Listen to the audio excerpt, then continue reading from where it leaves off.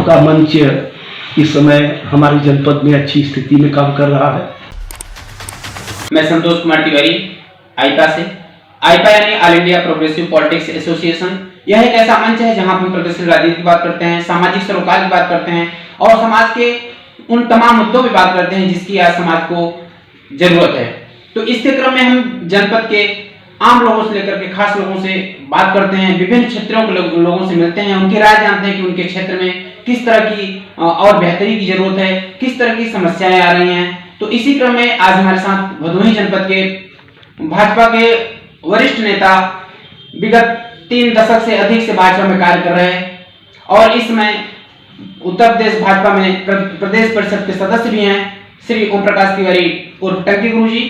आइए हम उनसे बात करते हैं कि वास्तव में जो आज की राजनीति है उसको कैसे देखते हैं, पहले की और अब की राजनीति में कितना अंतर देखने को मिला है। जी स्वागत है तिवारी जी, बताएं। पहले की राजनीति में और आज की राजनीति में अंतर तो है, इसमें कहीं कोई दो राय नहीं है। पहले की राजनीति में हम लोग जब शुरुआती दौर में काम करते थे तो हम लोगों के पास बैठने के लिए ठीक से कार्यालय भी नहीं हुआ करता था और हम लोग अपने काम को किसी न किसी भाड़े किराए के कमरे में साइकिल मोटरसाइकिल से काम करते थे। उस समय वरिष्ठ नेता यहाँ पर मुरलीधर माड़े रामाचार्य जी, अन्य तमाम लोग हुआ करते थे, उनके साथ काम करने का अवसर हमको मिला है। इसके बाद के दौर में यहाँ भारतीय जनता पार्टी मजबूत हुई। 1995, 92, 93, 90 में अपने विधायक लोग बने। 91 से ही लगातार जनपद में भारतीय जनता पार्टी मजबूत स्थिति में आई। वैसे भी हम ज्ञानपुर विधानसभा में रहते हैं तो ज्ञानपुर विधानसभा में 1967 में ही पंडित मुरलीधर माड़े जी यहाँ विधायक हो गए थे और उसके नाते काम करने का लगातार अवसर निरंतर हुआ। हम लोगों के पास शुरू के दौर में कम लोग भरोसा करते थे, शायद इसी नाते दिक्कत हुआ करती थी। आज सब समाज के लोग भारतीय जनता पार्टी में जुड़ गए हैं क्योंकि उनको लगता है कि यही एक ऐसा दल है जो सबके लिए काम कर सकता है, सबके हित के लिए काम कर सकता है। इस नाते लोग इससे जुड़े हैं। अगर भाजपा की बात की जाए तो आप कई वर्षों से भाजपा में जुड़े हुए हैं, विभिन्न पदों पे आपने सुशोभित भी किया है, लेकिन अगर कहीं जाए तो कहीं कहीं कुछ लोग दूसरा मुद्दा बनाते हैं, भाजपा इनकी पार्टी, भाजपा उनकी पार्टी। तो इस पर आपकी क्या राय है? भाजपा इनकी पार्टी है, भाजपा उनकी पार्टी है, यह कोई मुद्दा नहीं है। भाजपा तो सबका साथ सबका विकास के नाते काम कर रही है, उसके नाते उसका परिलक्षित भी लोगों के बीच में दिखाई पड़ रहा है। ऐसा नहीं है कि हम आवास बनाते हैं तो किसी धर्म या किसी जाति या किसी विशेष के लिए, जो उस तबके में आता है, उस गरीबी के रेखा के नीचे आता है, उसका आवास बनता है। शौचालय बनने की स्थिति आती है तो उसको जहाँ जहाँ उसकी आवश्यकता है, जहाँ शौचालय नहीं है वहाँ बनता है। लेकिन आप जरा सा बताइए कि जो 10 बीघे का काश्तकार है उसको भी 6000 मिलता है और 1 बिस्से का भी काश्तकार है तो उसके साथ बेईमानी होती क्या? उसको नहीं मिलना चाहिए? उसको भी हम देते हैं। वृद्धा पेंशन, विधवा पेंशन, विकलांग पेंशन, इसके बाद जो महिलाएं गर्भवती महिलाओं के लिए 6000 रुपये देने का काम जो सरकार करती है, तो क्या उसमें किसी गरीब या किसी अमीर के लिए आप सरकार से न जुड़े, उसका फायदा न ले, वो आपका विषय है। जैसे सरकार ने कहा कि हम सब्सिडी दे रहे हैं गैस पर और जो न लेना चाहे न ले, तो बहुत सारे लोगों ने अपनी सब्सिडी वापस कर दी थी। तो ये तो समाज का अपने सोचने का नजरिया है। अगर आप गरीबों के लिए कुछ छोड़ते हैं तो गरीब को मिलेगा, आपके द्वारा ही दिया जाता है। आप चाहे टैक्स के रूप में देते हो, चाहे सब्सिडी छोड़ करके देते हो। खाद्यान्न से लेकर के हर चीजें जिस प्रकार से गरीबों में मिली, पहली बार यह अवसर मिला कि लोगों को लग रहा है यह सरकार दे रही है। नहीं तो हमने तो 30-32 साल की राजनीति में देखा है कि सूखा राहत और बूढ़ा राहत का पैसा आता था और किस मात्रा में आता है? 200 रुपये, 150 रुपये, 250 रुपये का चेक आता था। वह भी कुछ लोगों को दिया जाता था, पांव आकर चलता था। एक गांव में मिलता था, दूसरे गांव में नहीं मिलता था। जैसे लगता था कि गन्ने की खेती हो रही है, पांव आकर गाढ़ा साथ चाय पहिया। कुछ जो उनके लोग हुआ करते थे उनको तो मिलता था और जो समाज के ऐसे व्यक्ति थे, पार्टी में व्यक्ति विशेष को यह सब सारी सुविधाएं मिला करती थी और बाकी समाज खाली रहता था। आप जरा सा सोच लीजिए कि पिछली सरकारों की क्या स्थिति थी कि सैफई, इटावा और कुछ मैनपुरी जैसे जिलों में 18 घंटे से 24 घंटे बिजली मिलती थी क्या ज्ञानपुर और भदोही, उसके लिए यह स्थिति थी क्या? आज तो हम पूछ करके नहीं दे रहे हैं, शहरी क्षेत्रों में 24 घंटे दे रहे हैं, तो ग्रामीण क्षेत्रों में भी 18 घंटे हम बिजली दे रहे हैं कि नहीं? एकदम। तो जिससे अगर बात की जाए तो आपने भाजपा के उन दुर्दिनों को भी देखा है कि जब लोग झंडा नहीं उठाना चाहते थे, लोग भागना चाहते थे कि नहीं भाजपा में तो हम नहीं रहेंगे, तो अब उस स्थिति में और भी स्थिति में काफी अंतर देखने को मिल रहा है, तो इस पर आपकी क्या राय है? जैसी परिस्थितियां थी उस प्रकार की परिस्थिति बदली। हम पहले राजनीति में थे नहीं, हमारे नेताओं को राजनीति करने का अवसर भी कम मिला था, उनको उसका अनुभव भी नहीं था। लेकिन जब हमारी सरकार उत्तर प्रदेश में भाजपा की बनी तो उसके बाद लोगों को राजनीति करने का अवसर मिला, काम करने का अवसर मिला।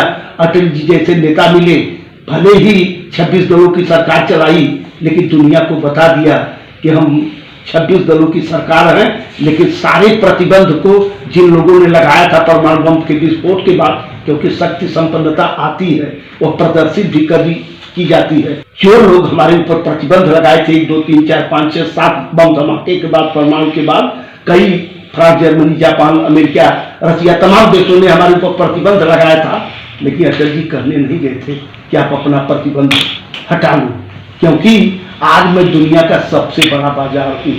अगर विश्व के दुनिया में कहीं खिलौना की फैक्ट्री में खिलौना बनता है तो भारत के बाजार में उसे बिकने के लिए आना पड़ता है। आप अंदाजा लगाइए कि अभी तक की सरकारों ने भारत की जनसंख्या को बोझ समझा था।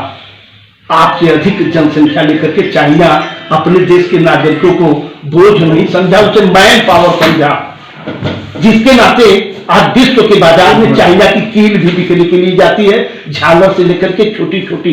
इसीलिए प्रधानमंत्री मनमोहन सिंह जी ने जब कोरोना काल की पहली लहर आई तो एमएसएमई के माध्यम से 20 लाख हजार करोड़ रुपए छोटे छोटे उद्योगों को देने के लिए इसीलिए सोचा है कि यह उद्योग छोटे छोटे स्तरों पर जब देश में फैलेगा, हर हाथ को काम मिलेगा, एक मैन पावर बनेगा। आप अंदाजा लगाइए कि बोकारो के स्टील प्लांट से अगर 1 किलो लोहा निकाल करके अगर उसे विदेश के बाजार में बेचा जाए तो 30-35 रुपए में बिकेगा, लेकिन उस बोकारो के इंडस्ट्री से अगर 1 किलो लोहा किसी औद्योगिक इकाई में काम करेगा, कार्बोरेटर केवल मोटरसाइकिल का बनाने का काम करेगा, तो 1 किलो लोहे में 10 कार्बोरेटर बन सकता है। और अंदाजा लगाइए कि उस कार्बोरेटर की कीमत 50,000 में होगी तो 30 रुपए को निकाल दीजिए तो 49,970 रुपए मैन पावर होता है। और दुनिया के बाजार में आप समझ लीजिए कि भारत कहाँ खड़ा है। इसमें पूरे प्रदेश में, उत्तर प्रदेश में चुनावी चर्चाएं चली, चुनाव हो भी रहे हैं, अपने आगे 7 मार्च को चुनाव है, तो क्या स्थिति आप लग रही प्रदेश में, भदोही में भाजपा क्या स्थिति रहेगी? अब इतने से अंदाजा लगा लीजिए कि जिसका बाप अपने बेटे का नाम भूल जाए, किस सीट पर कौन लड़ रहा है, तो फिर देश की जनता कैसे नहीं भूल जाएगी। जिसका बाप उसका कहा न माने, वह तो कहा था ना कि मोदी की वैक्सीन है, योगी की वैक्सीन है, भाजपा की वैक्सीन है, मैं नहीं लगवाऊंगा, लेकिन उसका बाप नहीं माना और पहले चोरी से जाकर के वैक्सीन लगवा लिया। तो यह तो स्थिति है, कोई माँ की नहीं सुनता, किसी का बाप नहीं सुनता और किसी की देश की जनता नहीं सुनती। यह स्थितियां तो देश में है ना, कभी कभी आप टेलीविजन पर और बाकी माध्यमों से देख रहे हैं कुछ लोगों नेताओं के बारे में, ये स्थितियां हैं। भदोही में क्या स्थिति रहेगी भाजपा की? देखिए, भदोही में भाजपा की स्थिति, भाजपा का एक गढ़ रहा है।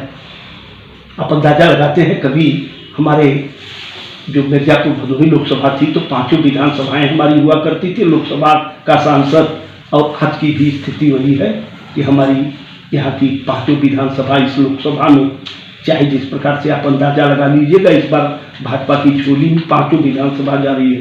किसी को भ्रम नहीं रहना चाहिए। हम नाराज हो सकते हैं, अपने दल से नाराज हो सकते हैं, अपने विचार से नाराज हो सकते हैं, लेकिन जिस दल में काम करते हैं उससे नाराज नहीं हो सकते। हमारे साथ हमारी पार्टी अन्याय की होगी, हम उसे मानेंगे, क्षमा मांगेंगे, ये हमारा आंतरिक विषय हो सकता है, लेकिन पार्टी के लिए यह विषय नहीं है। इस विषय के नाते हर कार्यकर्ता, हर मतदाता जो भाजपा को जिताना चाहता है, कुछ लोग कहेंगे कि यहाँ निशान बदला है, थाली भरी, भोजन भरी थाली है, तो उससे क्या मतलब है? निशान तो बताने वाले इतने, जिस दल ने बूथ पर पन्ना प्रमुख बने हैं, वहां इस बात को प्रचारित करने में कितने सेकंड लगेगा। आज ही हमारा कार्यकर्ता आज तय कर ले तो कल हम हर बूथ पर हर लोगों तक पहुंच जाएंगे और भोजन भरी थाली की चर्चा कर लेंगे। इससे कोई मतलब नहीं पड़ता। गठबंधन पार्टी का धर्म था, उसने अपना धर्म निभाया है। हम लोगों को भी सोचना पड़ेगा कि पार्टी के गठबंधन का धर्म हम भी पालन करें, मजबूरी चाहे जो भी हो, क्योंकि अभी एक दल से गठबंधन था पिछली बार, तो उस दल ने कहा कि यह सीट हमारी है और इस नाते इस बार भी ले लिया है, तो उसकी सीट हो जाने का खतरा तो जरूर है, लेकिन जिताने का काम भी हम ही करेंगे। यह भी कड़वा घूंट जहर हम पिएंगे, लेकिन अपने गठबंधन को हारने नहीं देंगे। यही बात कहना चाहता हूं कि गठबंधन धर्म का भाजपा का कोई कार्यकर्ता कभी नहीं तोड़ेगा, चाहे वो टंकी गुरु हो, चाहे उनके स्तर के जितने भी कार्यकर्ता हैं। हम प्रचार करने जिस प्रकार से जाएंगे, अपनी ताकत है, अगर साल भर प्रचार करते हैं तो मैं किसी पार्टी के कार्यकर्ता को नहीं देखूंगा, अपने से ही अपना प्रचार करके अपने पार्टी को जिताने का पूरा और जीतेगी। इसकी भी 100% गारंटी किसी को लेना चाहे कि फला सीट जिले में गड़बड़ है तो नहीं गड़बड़ है। चलिए, अगर बात की जाए पिछले विधानसभा चुनाव की, तो 11वीं विधानसभा आखिर भाजपा क्यों नहीं जीत सकी, वजह क्या हुई? जो गठबंधन किया गया था, जिस प्रकार के जांच के समीकरण को बनाया गया था कि हम इस व्यक्ति को इलाहाबाद से ला करके इसको जितवा देंगे, हमारे यहाँ भाजपा के लोग चाहते थे कि यहाँ टिकट मिल जाए, इस व्यक्ति को हराने के लिए कोई ब्राह्मण ही उपयुक्त होगा। लेकिन जिस प्रकार से पार्टी ने पिछली बार गड़बड़ी कर दी, जिसको कोई जानता नहीं था, आइन चुनाव के वक्त 10 दिन के अंदर जिसकी पहचान भी न हो रही हो जनपद में, मेरे जनपद का कोई दिन दलाल नहीं होते, जिसको लोग जानते थे, पैसा ही महत्वपूर्ण नहीं था, वो पैसा खर्च करके चुनाव नहीं जीता। हमने तो चुनाव इस प्रकार से देखा है कि छत्तीसगढ़ में चुनाव लड़ाने गया था तो एक एक बूथों पर 25-25, 50-50 हजार लोग खर्च करने वाले हारे थे, और मध्य प्रदेश में उसी चुनाव के आधे हिस्से में गया था। और उस गिरीश गौतम के चुनाव की हाल बता रहा हूं, जो श्रीनिवास तिवारी से विधानसभा उठे, मध्य प्रदेश के श्रीनिवास तिवारी को गिरीश गौतम ने मात्र 200 रुपए बूथों पर खर्चा भेज करके जीत लिया। यह भी अंतर है, पैसा ही सब चीजों महत्वपूर्ण नहीं रखता।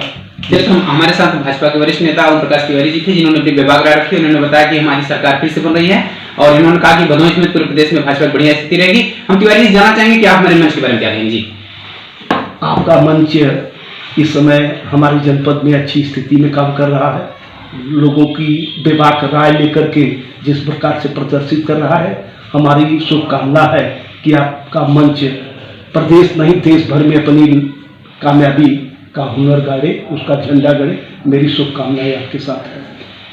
तो हमारे साथ तिवारी जी थी, जिन्होंने अपनी बात रखी और शुभकामनाएं भी दी कि आपका यह कार्य बहुत ही अच्छा है, आप आगे करते रहें, आप अपनी विभाग राय देते रहें। और धन्यवाद।